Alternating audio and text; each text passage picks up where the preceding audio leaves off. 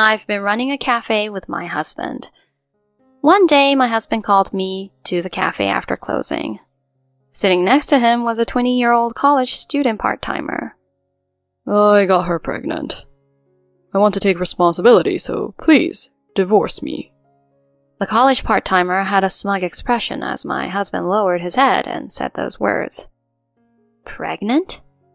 I was speechless, and the part-timer laughed and said, You're just an old hag who can't get pregnant anymore. Get out of this shop. We'll manage this shop as a couple from now on. She's right, so please divorce me. Then I sighed and said, All right, we can divorce, but we'll close the shop. Huh? Close the shop? No, that's troublesome. It's impossible, because that girl... After this, the foolish couple will experience hell. My name is Hazel Smith, a 38-year-old housewife. I've always dreamed of becoming a pastry chef. To fulfill that dream, I attended a vocational school while working part-time, learning pastry making and saving money for the shop's operating funds. After graduating from vocational school, I honed my skills at a French bakery and studied business management. During that time, I met Aaron at a business seminar, and he would later become my husband. I aspire to become a barista and open a cafe in the future. With similar dreams, Aaron and I hit it off, leading to conversations and eventually a relationship. After 2 years of dating, Aaron proposed to me. Hazel, will you marry me and let's fulfill our dreams? Huh? Why don't we run a cafe with your cakes and my coffee? I'm sure it'll work out. Yes, Aaron, let's do our best together. And so we were blessed by our families and got married. We actually started preparing to open the cafe by scouting for a location. But then, a problem arose. Huh, Aaron, you don't have any savings? I used it all for the tuition fees to study abroad and become a barista. So, Aaron didn't have any startup capital. I thought we'd each contribute half, so I was taken aback. But since we'd already signed the lease, we couldn't just stop. In the end, I had to cover all the startup costs and become the cafe's owner. I was amazed and worried that Aaron, who said he wanted to run the shop, had no savings.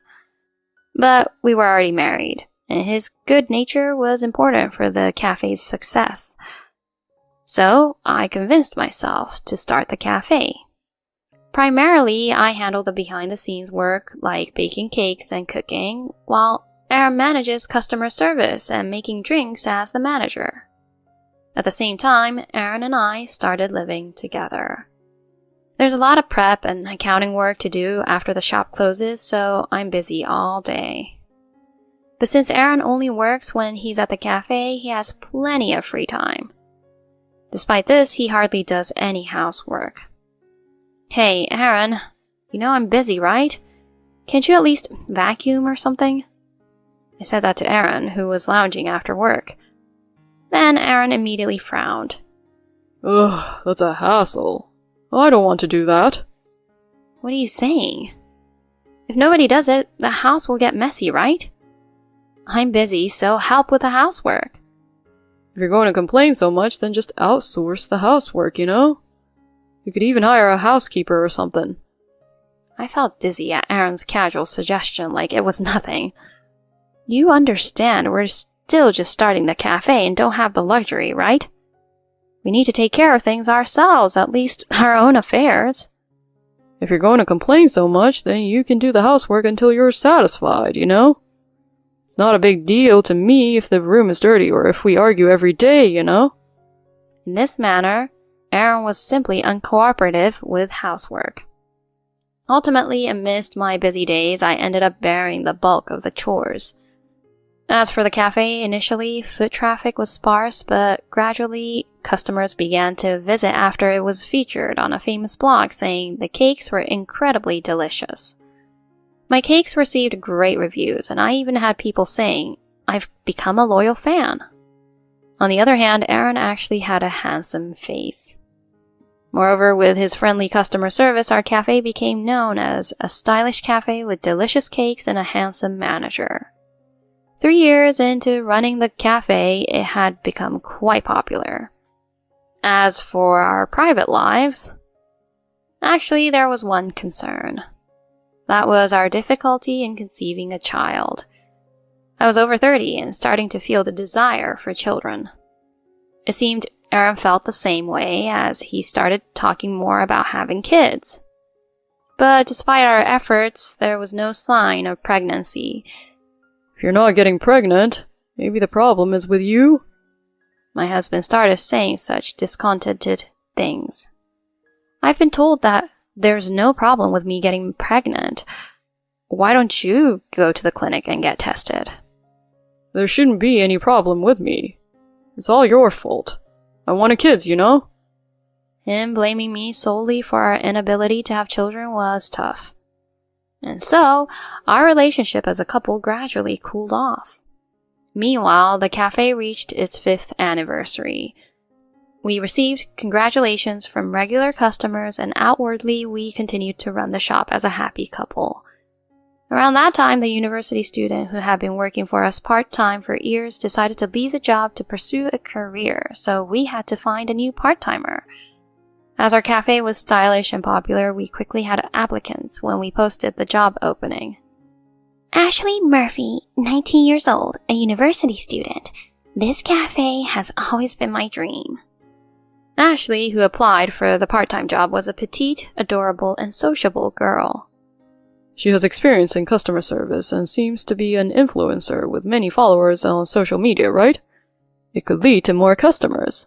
Shouldn't we hire her? Upon Aaron's suggestion, I decided to hire Ashley. Little did I know that this decision would lead to a major event later on. With Ashley on board, the cafe became even livelier. Ashley ran a social media account named Ash and had a large following. Her followers flocked to the cafe, and she would post about it on social media, attracting even more new customers. I hired a cooking assistant and focused on boosting business and managing while honing my skills. About 6 months after Ashley started working, Aaron started coming home later and later. He would say he was studying outside to improve his skills as a barista, but there were days when he would come home smelling of women's perfume. I began to grow suspicious of him. During that time, it became routine for me to leave the cafe in the evening, go to the rented kitchen, and prepare cakes. I always left the closing tasks to Aaron and went straight home, but one day I realized I had forgotten something at the shop. After closing, as I tried to open the backyard door from the employee entrance, I heard voices from inside. Ron, thanks for your hard work today. Thanks to you, Ashley, we had a lot of customers again today. Is Aaron and the part-timer Ashley inside? And Ashley calls my husband Ron? They seem quite close. I started recording the conversation on my phone while listening outside the door.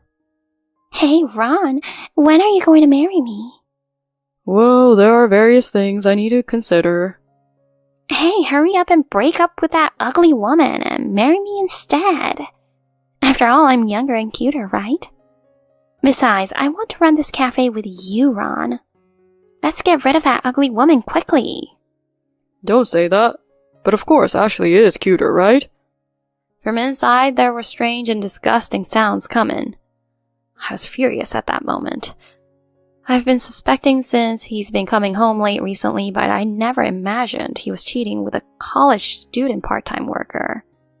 And saying this to me, I'll never forgive him. As I listened with trembling ears, Ashley suddenly said, If that ugly woman refuses, I will use the power of social media to crush this shop. Surely, even she would dislike that, right? Oh, that's scary. But if we threaten her like that, she might also hand over the shop. Right? I'm clever. Now, Ron, take care of me today, too. Then the two of them started getting intimate in the backyard. I quietly ended the recording and left the scene. While secretly advancing my plan, I pretended to know nothing and continued to run the shop with Aaron. 2 months later, Aaron told me he had something to discuss and called me to the cafe after closing. Ashley was sitting next to my husband, grinning. Aaron, what's this talk about? Why is your part-time girlfriend sitting next to you? When I asked calmly, Ashley smirked nervously beside Aaron. Sorry, Hazel. I got her pregnant. I want to take responsibility, so please divorce me. With Aaron lowering his head and saying that, Ashley had a smug expression on her face. Pregnant? I was speechless, and Ashley laughed as she said, Aaron chose me over you, the old hag who couldn't get pregnant forever. You should leave this shop at once. We'll manage it as a couple from now on. She's right. It was your fault that we couldn't have children after all. I want to live happily with Ashley and our child. So please, divorce me soon. Upon hearing this, I sighed and said, Fine. But if we divorce, we'll close the shop. Huh? Close the shop? No, that's not an option. There's no other option, because if I refuse, that woman plans to use social media to ruin the shop, right? I absolutely don't want to hand over this shop to you two, but if I do, she'll destroy it. So closing it is the only option. As I said this, Aaron and Ashley looked shocked. Then I played the recording I made that day. They turned paler and paler. What did you just say? How dare you eavesdrop? It's distasteful. What do you have to say? Anyway, as the owner of this cafe, I have the right to close it. Rather than handing it over to you two, I'd rather shut it down myself. With a calm expression, I continued. Are you a demon? We're about to have a child. If you do that, we'll lose our source of income. I don't care about that. Besides, you talk about having a child, but is it really yours? My bombshell statement left Aaron speechless. Huh? What are you talking about? I don't understand. Even with all that, are you still confident that Ashley's child is yours? At that moment, I scattered several photos on the table. They showed Ashley entering a hotel with a man, and not just one. She had been dating multiple different men. What is this? Aaron looked at the photos in astonishment.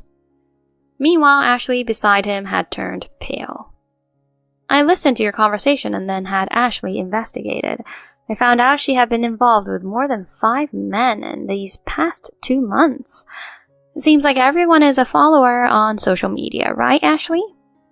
With a smirk, I said that, and Ashley pursed her lips and went to Aaron. This is a lie. This is your fabrication, you old hag. Aaron, don't believe her. But, hey, Ashley, isn't this Kay, the influencer guy? I can't believe this is fabricated. Explain yourself properly. That's why I told you it's different. Ashley shouted in a high-pitched voice, beginning to scratch her head. It was a far cry from the cute influencer she portrayed. Hey, old hag, what gives you the right to investigate me? There are things you can do and things you can't do. I can say the same thing to you. Your sanctimonious act really pisses me off. Just so you know, with the power of my social media, I can ruin you in an instant. Remember that, you hag. Indeed, the power of social media is quite something. I already have 20,000 viewers. Huh? I smiled and showed my phone screen to Ashley. These words were flashing there. The manager's husband has been stolen by a part-time worker and influencer. I'm broadcasting the scene of infidelity live. Huh? Wait, what's this? I've been broadcasting today's discussion in real time on my Instagram from the beginning. All your relationships and dirty words have been seen by 20,000 viewers. No! Meanwhile, the screen was filled with intense comments. Ash acts cute, but her true colors are like this? Gross. Surprised that Ash was involved with the influencer Kay. Isn't it unthinkable for the manager to get involved with a 20-year-old part-timer? Watching this, Ashley started trembling violently, screaming, and ran out of the store. Left behind were Aaron, dumbfounded, and me. After cutting the broadcast, I said to Aaron, Ashley left. Shouldn't you go after her? No way. Aaron suddenly stood up and slammed his hands on the table. I was drawn to a young woman, but I was deceived. I didn't think Ashley would be such a deceptive woman. So what? Please, Hazel, it's just you and me. Let's start over. Let's run this cafe together again. I love you, Hazel. No way, idiot. Huh? I caught Aaron off, surprised. You think I'd start this cafe with you again? Don't be ridiculous. I'm closing it down. You and I are getting divorced, and I'm demanding plenty of compensation, so be prepared. That's... Disheartened, Aaron was left behind as I walked away from the scene. After that, Aaron and I got divorced. The $30,000 for the infidelity was quickly paid, and I was able to win a significant portion of the property division.